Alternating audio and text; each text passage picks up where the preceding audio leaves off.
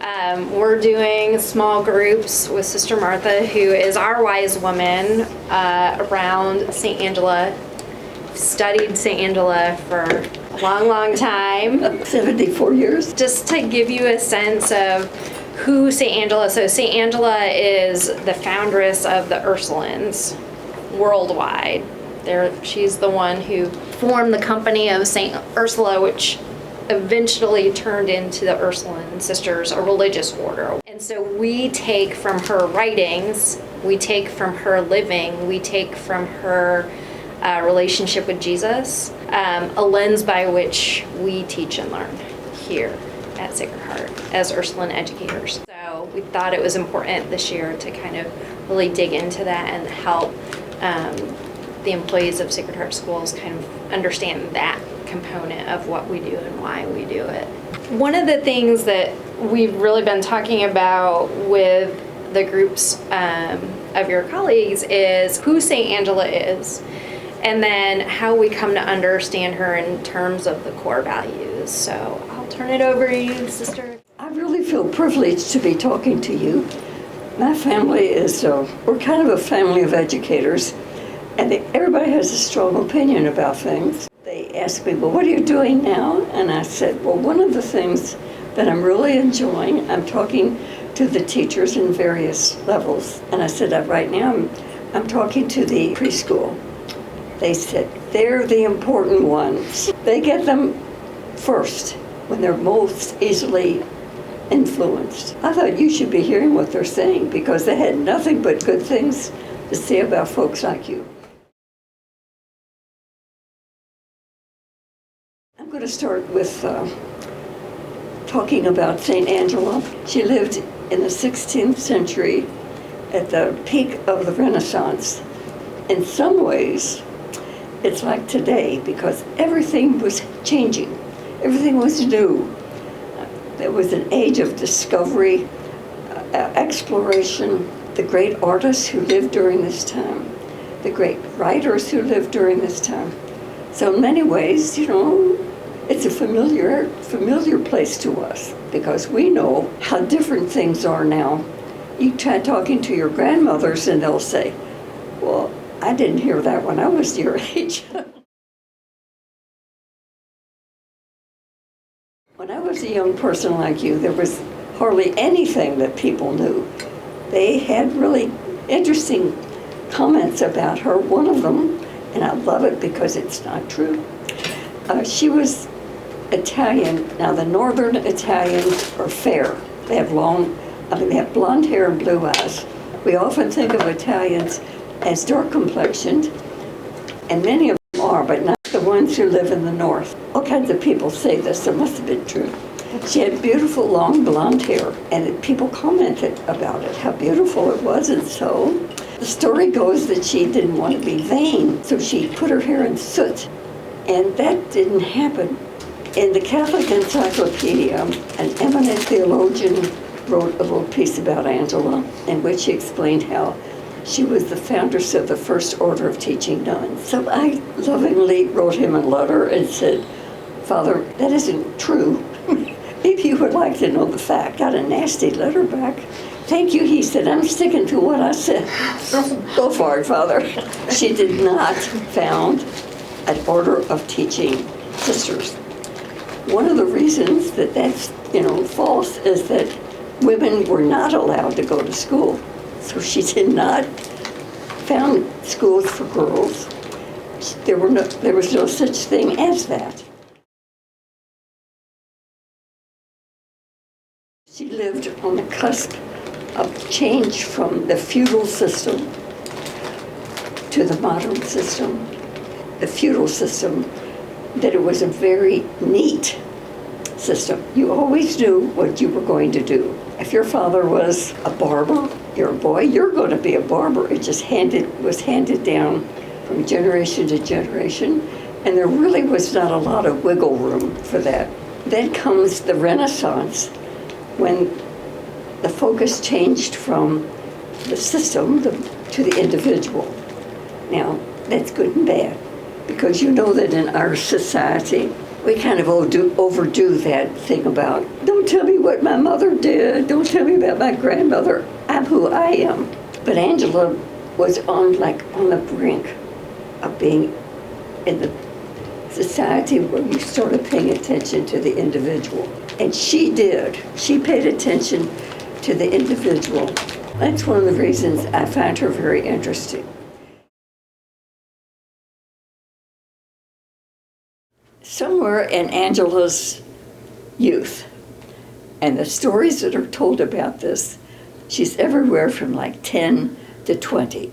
So we don't know when this happened or how old she was, but it put her on a trajectory in her life that kind of pointed her in the direction that she really wanted to go. She had a profound experience of God's love and her own goodness.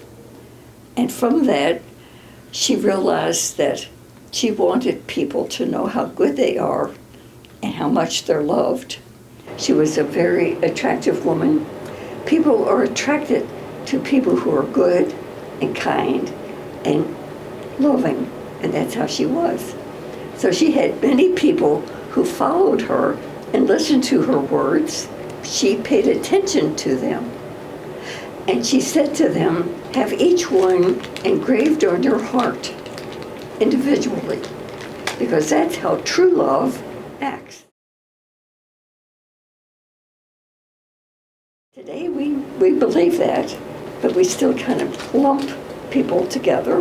Well, if you're a teenager, you really get lumped, because you know how teenagers are. They're loud and they don't know anything and they act like they know everything, which of course is not true. She broke out of that mold of saying, if you were this, then you must be like this. You know that maybe more than anybody else does, because you're in that age where people think they know all about you. Just because you're women, you're of a certain age, certain education, so you must be like this. When I went to Sacred Heart, we were known as Snob Hill Academy. Oh, that used to make me so mad, because it lumped us all together. We were all snobs. That's a hard one to take. I mean, to be called a snob just because you go to a particular school, I mean, that's really unfair. So we don't like to be lumped. We like to be treated as individual. I don't know what kind of children you teach. I know they're little, but they're very different from each other, aren't they? I don't have any children of my own, but I have a multitude of nieces and nephews and great nieces and nephews, and let me tell you, they're individuals. They're not at all lumpable. You wouldn't treat this one the same way you treat this one, because they're different people. Well, Angela would never have lumped you. She was at that period in history when the individual began to rise to the surface. Her being attentive to the individual may be one of the reasons she was so attractive to the people around her, especially to the women, because they had access to her. She was open. One of the sayings I love, we have taken it almost as a motto, because she said in her writings, be like a piazza. Now, piazzas are remarkable places. We don't have them in our country. I think the closest place would be a mall where all kinds of folks are together. But in her day, every town had a piazza. In fact, they still do. It was the place that people came and chatted and talked and found out about all their information about their friends. So she says, be like a piazza. Be open. Let anybody in. Let them all in. But know that they're individually engraved on your heart. That is a very hard thing to do. That's hard to pull off.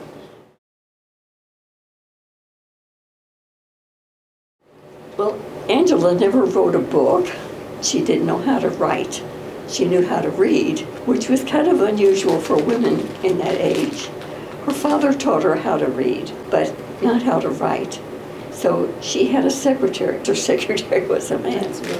He really he really loved her a great deal, and had great respect for her. And if it weren't for him, there were a lot of things we wouldn't know, because she left us some very valuable writings, and she couldn't have written them with her own hand. The first time I started reading about her early life, there were all these men. Some of her first followers were men, and very influential men. There was one man, I think he was the one who won an award because of the book he wrote about agriculture. So they were very important. So she attracted all kinds of people.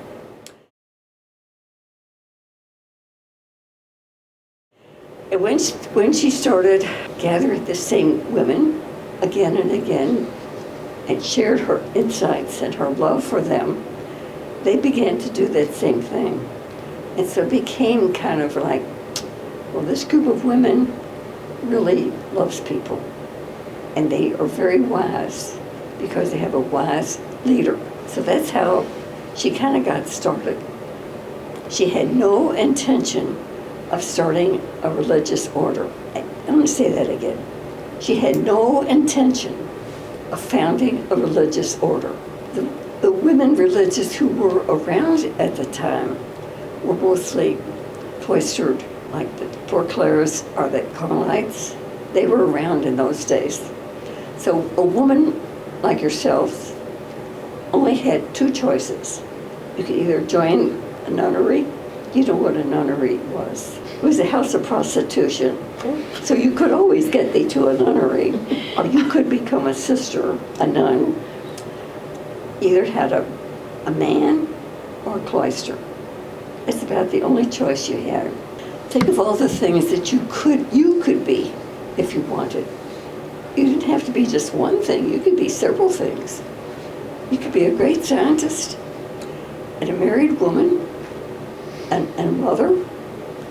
But your choices are almost unlimited. We have some of the greatest scientists who are women. Some of them are even astronauts. I mean, that's remarkable. I mean, that's a big change from the 16th century, whether you either became a nun or wife and mother. No other choices were available, not even nurses. There are those who will tell you that Angela was a nurse. There are those who will tell you that she was a psychologist, or counselor, or teacher. Well, yeah, all of the above, but not as a profession. She taught because people came to her, and she shared her wisdom, and they were guided by her and followed her advice and became the women they became.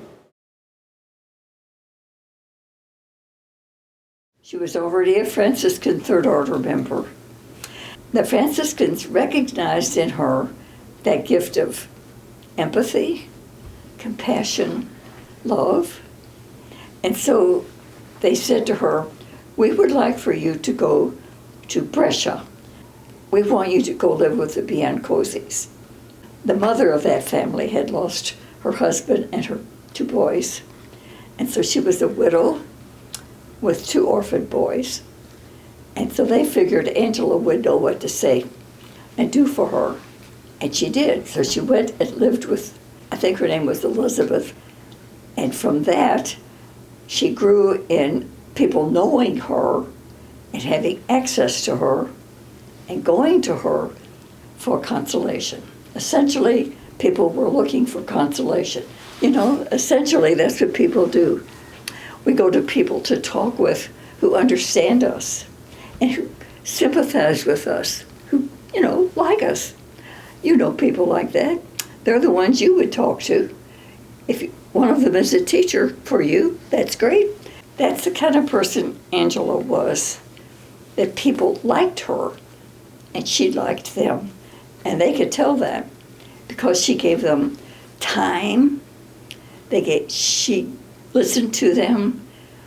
Maybe she told them some things to think about.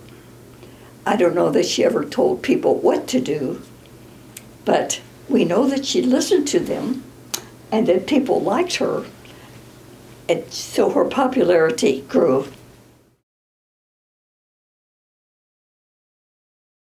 Sister was talking about how St. Angela was a third order Franciscan. With the work that you all are doing now, is there a connection there that you see to what our natural spaces can teach us? Absolutely, we see it probably daily with our children outside. And we had kids playing on our hill area that faces the academy track. And it's got some big logs and long sticks, and they build houses and forts and run and roll down the hills and things. And we saw a group of them start piling leaves and twigs and different things near a tree. And before long, they were gathered and saying our morning prayer. And so we were like, they've got all this stuff in the middle. What, we just sort of observed and looked and watched. And before long, they were singing a song, nothing we sang before. One of them knew it, and everybody joined in. I don't know if it was from a previous year. And then they began telling us they were having a special place to build a dead cicada. And so they had built it a bed and a home, and they had covered it with things, and they were singing and praying to it that it would get better, and if not, it had a nice home to stay in. And they had put sticks all around it so that the next class didn't mess it up, and they went back and checked on it the next day and in the aftercare. And so we see things like that happen with no leadership by us other than they knew the morning prayer we said every day, and they knew some other song we hadn't heard before. But the care for even a bug that was dead, clearly dead, and what they did to sort of show that on their own way, it gathered in a grouping. And so we do see that gentle care for creatures in the land and in the areas on campus. Part of our mission is that we want to inspire globally minded, compassionate leader. What an example of globally minded, compassionate leader that is. And building community, Yes. that they gather, they know intrinsically. And Our children, because we spend so much more time outside, we find a lot more moments of wonder and awe in nature. And there's been a lot of talk lately about how important awe is in our lives. And so there's that piece, and then I'm also thinking about we have our Sharing the Planet unit, and we had talked a lot about nature, and they'll say, oh, these are God's creatures and God's made these. And because again, these moments happen when we're in the spaces that aren't with the structures and where it's the free. Our kids noticed that one of the trees had an X on it, and they said, well, what is that? And we said, oh, sometimes that means that they're going to take a tree down. And it was a living tree. It wasn't one that had died. So we didn't really have an excuse of, oh, it's dead. And we said, oh, it looks like maybe it's been marked to be cut down. And that's all we said. And we noticed later that they were going over and they had taken sticks and things to peel off the bark where the paint was, because they wanted to save the tree, because it was one of God's creations. And awesome. It was a moment of action, of just them taking action on their own. Yeah. And in a lot of ways, it's this idea of them being lover. Among the women who followed her were some of the very wealthiest women in that society. So she attracted those women, and then their servants were also attracted to Angela. So her early company, in fact, we have their names, who they were. Some were very wealthy women, probably married with children of their own. And some were the girls who waited on her, who kept her house clean. She didn't say, oh, well, you can't come because you don't really know anything, because that's not the kind of person she was. It was loving each one individually, because that's how true love acts. She gathered these women, and she didn't tell them, now this is, I think you look like a 5th grade teacher. It wasn't anything like that at all. It was like she encouraged them to become the women they wanted to be. She was a holy, living woman. And more people understood that. What other insights did you have when you were hearing how St. Angela was so influential and networked and had these people that weren't like her but were drawn to her? Or where do you see that in your teaching? What I'm feeling through Sister, that Angela was probably just being very respectful with people. I think this new IB that we're doing, we have all had to learn our own journey with it and to make connections. For me, that it's allowing our children to express themselves and to acknowledge that it has always been there, that that is part of the godliness that's put into the children. And I think that we can reword it and we can call it anything that we want, and IB just happens to be what we have chosen in this realm. But I think for me, what I hold on to is that we have a space where the children can be who they are, and we help guide them and mold them because that's what we do. Most people gravitate, including children, to people that will listen to them and to love them. That's what she's saying. So I feel very confident that we try our very best to allow the children to be able to be who they are as soon as they cross the threshold to our rooms. I think that's so Ursuline, that idea of nurturing each individual child. You are a gift of God. You are made in God's image and likeness. You are unique in that image and likeness. Let's cultivate And that's something what it is. She did not come from a poor family. When you look at the house they lived in, it looks pretty poor, but you're not poor if you own property. So he had a farm. It was a farmer, and the farm was about the size of a city block, which isn't all that big. But her father owned the property. They had their own version of the pandemic because she lost both parents and her older brother and her favorite precious sister. That left her alone with one brother. Now that is very interesting because she got to own the property. I don't know how society worked in those days, because that property did not get taken by confiscated by the state or anybody else. She owned the property, and we know that she went back every year to collect the rent for the property. Now, the farm grew grapes because every good Italian family had a grape orchard, so you had wine, and probably wheat. But she went back every year to collect the rent. I think that's very interesting because this made her a farmer. It made her a businesswoman. It made her a madre, because that's what all the people called her, mother.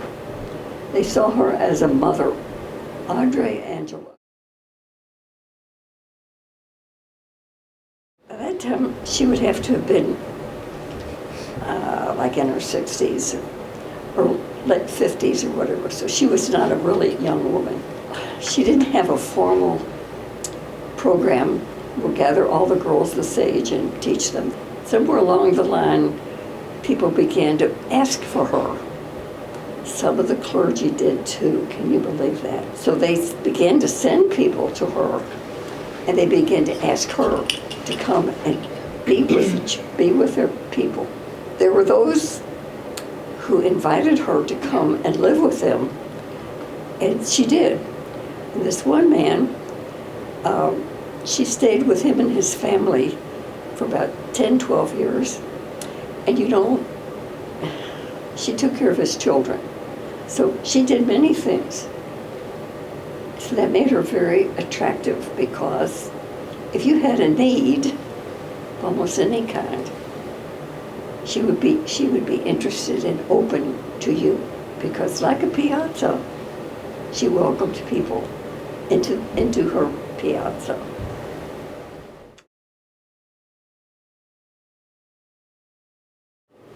She lived to be, we're not sure, in her early 70s, I think, which was pretty long for that period of time. The pictures that we have of her, she's pictured as a little shriveled up old lady. And I figure, nobody wrote this down that I know of, she had a stroke somewhere along in her life. She lived to be 74, we think, because we don't know when she was really born. And her mouth is kind of drawn, so it makes her look like she probably had a stroke. Did she die of that? We don't really know. But the people in her days had this custom. They made a mask. And I don't know what material they used, but it's called the death mask. And so whatever material it was, and so we have a 3-dimensional picture of her. And she wasn't very pretty. She was beautiful in her way. Some of the beauty of Angela is because she thought of each person as an individual, she could see their individual gifts and grow and cultivate them, but she could also see their individual needs and address those needs. So I guess that's a question for you all is, how do you see this kind of influencing or as something that you do in your classroom? In my classroom, it's like we have a lot of kids with different academic levels, if you will, and they're even at 2 years old. We have one little boy that is just brilliant. Like, it blows my mind. His language and the cognitive function going on in his mind is just amazing. But then I have other kids that are even older than he is that are not close to that, I guess, what are your kind of learning level. But it's amazing to see just, the environmental, like what they've grown up with. So I think we've seen a lot of that, trying to find ways to fit the kids' needs that, makes their instruction purposeful and meaningful and not just we're all doing the same thing and, let's switch it up a little bit. I know so-and-so likes this kind of, way of learning or doing an activity. We'll switch it for that guy. That puts a big responsibility on you, doesn't it, as a teacher? It does, but it's fun. I think it's fun to be able to mix it up a little bit and make, their learning every day different and fun and exciting. And you can grow the teachers in your class, because that little one who has that gift of advanced speech and whatnot. Yeah. He's teaching the other kids. It's like I almost defer to him in circle time, and now the other kids have caught on. And so it's kind of learning through each other. I understand, is it Reggio Emilia? You all are kind of work towards and working under. Can you see how that might tie into what you heard about St. Angela in any particular way? Yeah, definitely. The Reggio is more like an individual approach, like she was saying, like looking at your class and kind of learning from them. But also we do a lot of like the way we approach like quote unquote discipline is like rather than focusing on like the behaviors you're seeing is focusing on like what's causing that behavior. Mm-hmm. So that's a lot of like what you were saying, like looking at the individual child and seeing like what need they might have that's not being met, rather than just focusing on. I think it works a lot better too than just like trying to mask the behavior you're seeing. Is really like get in like, what do you need? Because some of them don't have the words like we do too. Some of them don't know how to express that. Yes. So like trying to figure out what they need as an individual versus like what you're seeing in another child, you get a way better result, and like they're happier, you're happier, because you're actually like meeting the needs that they have, even when they can't tell you what those are. Exactly. When they're this little, giving them that language instead of biting a friend or hitting a friend. Help, please. Use your, good hand, and praising them for making good choices, and make good choices. We'll make good choices. We'll have happy hearts. Some kids, our kids, even this is our first bit of school ever, so they don't know how to interact with other children and in a safe and nice way to play with your friends instead of like, I want that water bottle. I'm gonna yank it right out of your hand. No. Why don't you ask them? Say, hey, Ellie, can I have that when you're done? Or, trying to model that behavior that you want to see. And that kind of leads to, if you think about nurturing the individual and the talents and skills that you're cultivating from them, leads to building community, right? Because if we know who we are, then we know how we relate to other people. Something that just dawned on me is nurturing the individual allows you to create community. And at the start, it doesn't sound like that should work, because sometimes we think community is homogenous and we just have to do things together, but you don't. The things that you guys are doing in the classroom helps to build those classrooms, you know, teaching pods, those schools. And I do storybooks in my classroom, and it's building language with the children. We did ones on like what was their favorite food to eat, what was like, we did a family book, building that language and that community in the classroom. We're like, oh, so-and-so likes dogs too, or they like, their favorite fruit is watermelon also. And we'll read the book now and like look through the pages, and they'll already be able to tell me like, Sally liked graham crackers or what, you know, like they already know those kind of things, start knowing. They're already, you know, clue into those even at this little age. One of the best teachers I had growing up, her name was Sister George Marie. Now, she may have taught some of your mothers. She was principal at Sacred Heart back in the 70s and 80s. She loved us all, and I knew that, and we knew that, because she didn't tell us that so much. It was the way she treated us as individuals. There used to be a thing called Junior Red Cross. As a school, we belonged to that, and one year we were to send one girl who would be on some kind of a leadership, whatever. And so I was named, and I surely didn't want to do that because I didn't know what they were doing. So I said to Sister George Marie, do you think I can do this? And she said, absolutely. You can do that if you want to do that. Boy, that really was a shot in the arm, because she made it feel possible that if I tried, I could do something. That meant a great deal to me. That's so important for the way you treat your children. Give them credit for what they can do. Stretch them. If you don't do that, maybe nobody will. She was 100 years old when I learned this thing from her. I went to see her on her 100th birthday. She was in a wheelchair, and she took my hand and she said, Martha, it's all about love. So I said, thank you, sister. And then the next year when she turned 101, I went back to wish her a happy birthday, and she took my hand and she said, dear, I don't remember your name, but it's all about love. The more I have thought about that over the years, the more I know what she meant in a way that I didn't know when she said it to me the first time. It is all about love. First of all, the person you should love first and foremost, yourself. Know who you are and love who you are. Two things to remember about yourself. You're good and you're beautiful. Don't forget that. You reflect God's goodness in a way that nobody else can, because you are who you are. You are a gift from God to all of us. So learn your own way of loving. That's really important. And then believe in yourself. I always tell people, women especially, because I don't think they hear that enough, you're beautiful and you're good.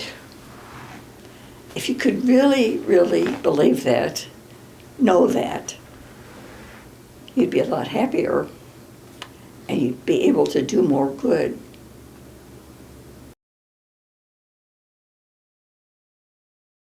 I learned a long time ago about spiritual motherhood, and I've always prayed that I can be a spiritual director who loves the people who come to her. And I often look at them, most of them are men, which is interesting. I say to myself, I wonder if they know how much I love them. Somehow do they pick that up? Two things. I listen to priests when they give a homily, and my question to myself was, I wonder who he thinks God is. Because if the homilist presents God in such a way that God is judgmental and mean and whatever, you have to stand on your head to get God's attention. I don't want to hear a homily from a man like that. One time, I almost got up and left. I've never done that, but I got to the point, if I don't hold on to this bench, I'm going to stand up and throw my missile at him because of what he was saying about people. So my question then was, who do you think God is? And who do you think you are? Seriously. Remember that it's who you think you are as a teacher. is very important. What's your criteria for knowing the children? Because they always do what you want them to do. Because the children you teach know that you respect them and love. They don't look at you as they look at their mother and get that kind of love from you. But you are a woman in authority and you're smart. If they know that you love them, you don't know what you're unleashing, the energy and the goodness that you can encourage because of that. That's one of the reasons Angela was such an attractive woman. So she never taught in a classroom, but she taught people how to love because she knew it's all about love. She never put that in words that I have ever read, but that's what she was about. It's all about love. And the women she worked with, they didn't live together either. Because they were lay women of their own time. They knew how to love. Just that easy. So remember, it's all about love. And so be a lover. Each person loves in a different way. But you have to find your own way. I was going to close us with that just as kind of a connection point to our love for self, that recognition that we're each gifts from God, that we're made in God's image and likeness, that's the core of reverence. Yes, it's respect, but it's deeper than that. And so I just loved what you said about each one of our kiddos being full of possibilities. And so the love and the care and support that you pour into them allows them to be those possibilities. That's what we're hoping to kind of do here at Sacred Heart Schools. We want to inspire globally minded and compassionate leaders, and I just wanted to take the opportunity to tell you that you do that on a daily basis. Probably the kids who need it the most, right? You give them that foundation, and that's super important. So that's why we're doing these little chats. That's why we're having these conversations, is so that we can connect St. Angela to what we do. We can connect our Ursuline sisters to what we do, because we have a particular lens of looking at our kids in our classrooms. Don't ever let anyone ever tell you you're anything but good. So you're good and beautiful. Don't forget it.